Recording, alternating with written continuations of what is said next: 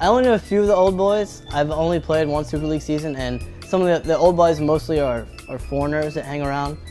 And well, Jesse Marshall also, he's not necessarily a foreigner, but he's a very outspoken individual that says whatever's on his mind at any time, and I like that about him. That's fun.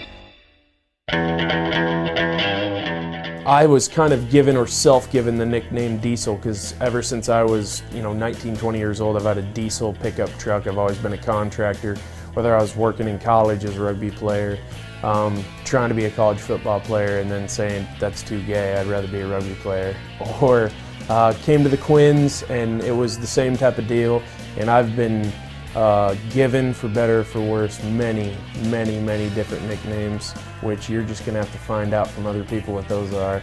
You might even be able to get one from my beautiful Miss America bride if you ask her just right. When I first met Jesse and he first started playing rugby, I hated it. I hated the game. It took so much time away from us, in my opinion. I mean, I met him when I was 18 years old. Very young, and I just wanted to have a boyfriend, and that was about it. But he was instantly fell in love with it. That it was something that I really learned to love, and that I cherish about him. Knowing that he can't play rugby is one of the hardest things because of his injuries. I've become his biggest fan, and in my opinion, at least I hope he thinks I've become his biggest supporter.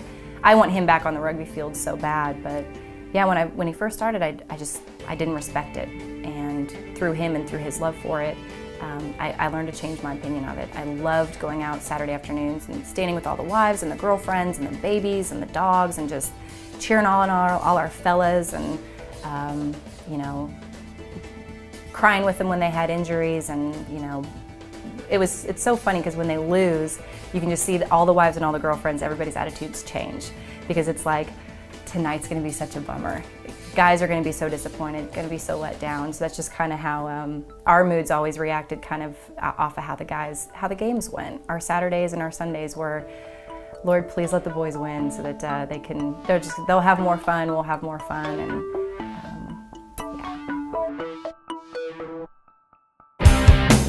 yeah. So the big city, when I first moved here with my family, as we're driving from Oklahoma into Texas, having come from Washington, driving here, moving here. I'm driving one van, my dad's driving the other van, and we are counting Camaros because it was so odd to see a Camaro in our little town that it was like a novel concept. 1, 2, 15, 65, 60. We're like in the land of milk and honey now. It was unbelievable. It was Camaros, It's Dallas, everybody's a, $20,000 millionaire here. You could have a Camaro just, on a wing and a prayer. It's crazy. When Jesse and I first met, we met in college our freshman year, and I had no idea what I wanted to do. I thought I wanted to be a firefighter paramedic. I was a lifeguard all through high school and a little bit in college. Had the opportunity with one of the local fire departments. They put me through arson investigator school. With that comes the police academy. And finally, for the first time when I was in the police academy, did I feel like this is what I meant to do. And that's kind of where my passion started. A couple years into our marriage, I was happy at first just being a little stay-at-home wifey and all that kind of stuff, but then I became a police officer and I can't think of doing anything else. I love it. Last year and a half, I became a canine handler, and that has been a fun struggle, but an interesting part. I can't imagine not having a dog in the back of my car anymore. When we get bored or we run into a hot call, running code, and he's barking at me, I talk to him, and we have a good relationship. We get along really well.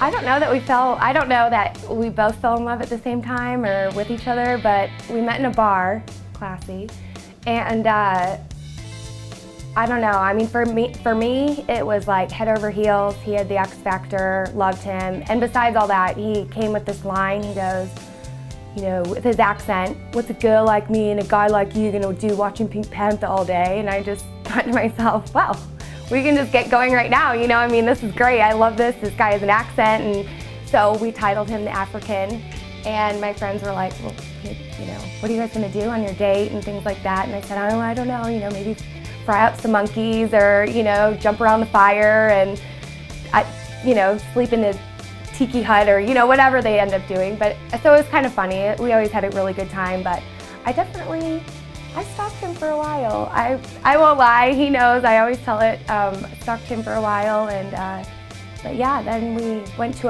a wedding, one of his old rugby friends from South Africa that plays for Chicago Lions, and it's amazing. And he is by far my soulmate, the love of my life. Can't get enough of the kid.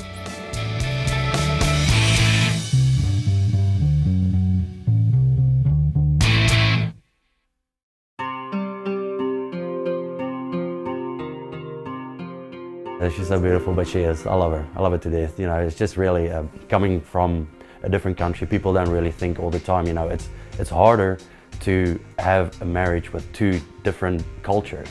You know, and that's the thing that I love about her so much, because she completely accepts me for, you know, all the differences that I have. You know, and I know that I've had relationships before over here where you know, that was a big thing.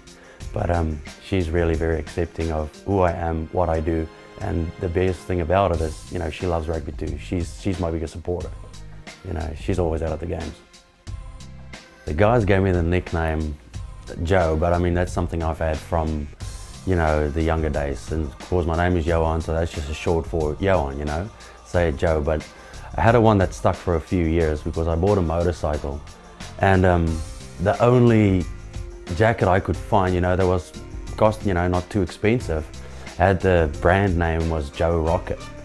And you know, nothing associated with me obviously, but you know, as soon as I showed up at the field and everybody saw that big sticker on my shoulder, Joe Rocket, you know, they thought that I went and made my own sticker and put on the Joe Rocket, my own brand name.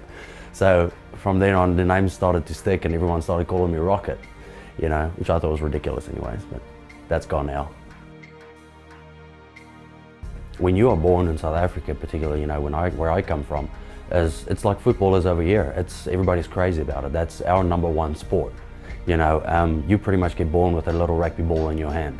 That's how it is. So when you are 7 years old, you go to primary school, that's where you start playing. You know, barefoot, you know, in the winter time we run out on the fields and, you know, there's just dough over the field and that, or dew, you go all over the field, and little young 7-year-olds, and that's where we start playing.